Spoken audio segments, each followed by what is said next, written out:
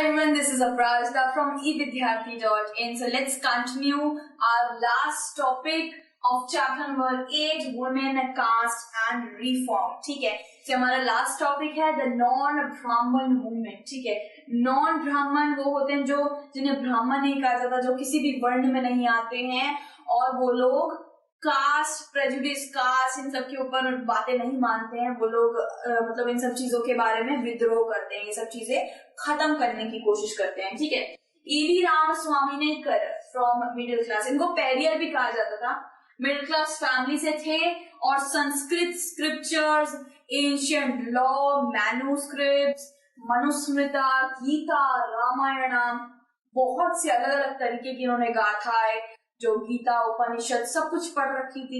लेकिन लास्ट में बोला क्या जाता था, तो मिडिल क्लास का है, तुम मिडिल क्लास के तुम्हें बैठ नहीं सकते, तुम खा नहीं सकते हमारे साथ. मतलब बी आर अम्बेडकर की बात करी जाए, he was a PhD holder, उनको बस पीएचडी थी, थीसिस भी होने वाली थी. यानी कि हम जब हमारे पास पीएचडी हमारी कंप्लीट हो जाती है ना, तो हमारे नाम क्या है, डॉक्टर लग जाता है, इसलिए उनको डॉक्टर भीमराव अम्बेडकर बोला जाता था.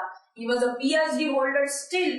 उनको अपनी जो स्टार्टिंग की जो लाइफ थी, इवन जब वो इंडिया में भी आए थे यूएस से, तो बहुत ज्यादा उनको प्रताड़नाएं मिली थी कि यहाँ मत बैठो, तुम अपना घड़ा अलग लेके आओ, पता नहीं क्या क्या चीजें थी. ईवी रामास्वामी नायकर के साथ भी कुछ ऐसा ही हुआ. वो कांग्रेस के मेंबर थे और जब वो बैठक कर रहे थे, जब वो सीट्स पे बैठ रहे थे, तो उनके लिए अलग से सीट रख दी गई, उनको अलग बिठाया जा रहा था, उनको अलग ग्लास में पानी दिया जा रहा था. ऐसे वो देख रहे हैं, ऐसे लग रहा था उन्हें कि क्या मैं क्या हूँ, मतलब कोई जानवर वानवर हूँ या फिर कोई पाताल वाताल से आया हूँ जो मेरे साथ इतना ज्यादा ऐसा व्यवहार कर रहा हूँ, एलियन है क्यों मैं. तो मतलब उनको भी समझ नहीं आ रहा था कि ये हो क्या रहा है. तो अनटचेबिलिटी यहाँ से आपको दिख जाता है कि अनटचेबिलिटी उनको माना जाता था. ठीक है, एंड गीता, रामायण, मनुस्मृति और इतनी सारे उन्होंने बहुत ज्यादा उन्होंने अपनी एजुकेशन को बढ़ावा दिया था, बहुत एजुकेटेड थे. एंड ऑल्सो कांग्रेस के मेंबर थे, where he met with untouchability. जैसे मैंने बताया, उनके साथ कांग्रेस की वो जब बैठक में थे, तब उन्होंने वो जो एक छोटा सा सिचुएशन था, उस जो एक सिचुएशन में उन्होंने अनटचेबिलिटी को पता करा कि वो सच में होती क्या है. ठीक है, सो उसके बाद आता है founded self respect movement and struggle over caste system. उसके बाद उन्होंने एक मूवमेंट चलाया जिसको कहा गया सेल्फ रिस्पेक्ट मूवमेंट.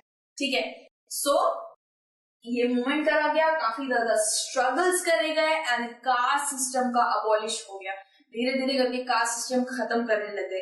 अब मैं आपको एक बात बताना चाहती हूँ, जैसे हमारे यहाँ पे सुबह सुबह कूड़े वाला आता है. ठीक है, अब हमने उसे कूड़े वाला नाम दे दिया, क्या वो सच में कूड़े वाला कहलाना चाहिए? उसको तो सफाई वाला कहलाना चाहिए ना. अरे कूड़े वाला आ गया, दूर से ऐसे करके कूड़ा दे रहे हैं, या फिर अरे कूड़ा अपना ही घर पे कूड़ा उठा के हाथ धो ले रहे हैं. मतलब ठीक है, कूड़ा उठा के हाथ धोना चाहिए, लेकिन उस इंसान से क्यों इतना ज्यादा दूर जा रहे हो जबकि वो तुम्हारा ही गंदगी उठा रहा है. मेन बात तो ये है कि अभी भी हमें कहीं कहीं जगहों पे ये सब चीजें चलती हैं, अछूत वगैरह, ये सब जितनी भी चीजें कहीं कहीं जगहों पे चलती है. अदरवाइज इंडिया बहुत तरक्की कर रहा है, डेवलप कर रहा है, और कहीं भी ये सब चीजें देखते हैं तो लोग उसको मना करते हैं उसी वक्त पे. ठीक है, यहाँ पे एक छोटी सी पिक्चर है, सन्यासियों के मंदिरों में शूद्र प्रवेश ना करें. इसका मतलब अभी बताते हो, सामाजिक व्यवस्था बनाए रखें. सामाजिक व्यवस्था बनाए रखे यानी कि थोड़ा डिस्टेंस बनाए रखे, और सन्यासियों के मंदिर यानी कि ब्राह्मण और सन्यासी और पंडितों के मंदिर में शूद्र जाति, अति शूद्र होती है हमारी सबसे लास्ट की जो वर्ण सिस्टम की जाति होती है वो है, साथ ही साथ अति शूद्र को अनटचेबिलिटी कह दिया जाता है. इन दोनों को ही मंदिर में प्रवेश करने की अनुमति नहीं. यहीं से इस छोटी सी पिक्चर से ही हमें बहुत कुछ पता चल जाता है कि उस वक्त पे कैसी चीजें प्रैक्टिस करी जाती. ठीक है, it's a really serious concept, और अभी तो इसका बिल्कुल भी कुछ नामो निशान आपको इंडिया में दिखेगा नहीं, लेकिन हमें ये जानना जरूरी है कि उस वक्त पे 200 साल पुरानी बात हो रही है कि उस वक्त पे इंडिया में ऐसी चीजें भी प्रैक्टिस करी जाती. ठीक है, इसी के साथ हमने पूरा अपना चैप्टर कंप्लीट कर लिया है. अगर आपको किसी भी तरीके की स्टडी रिलेटेड हेल्प चाहिए तो आप evidyarthi.in पे जा सकते हैं.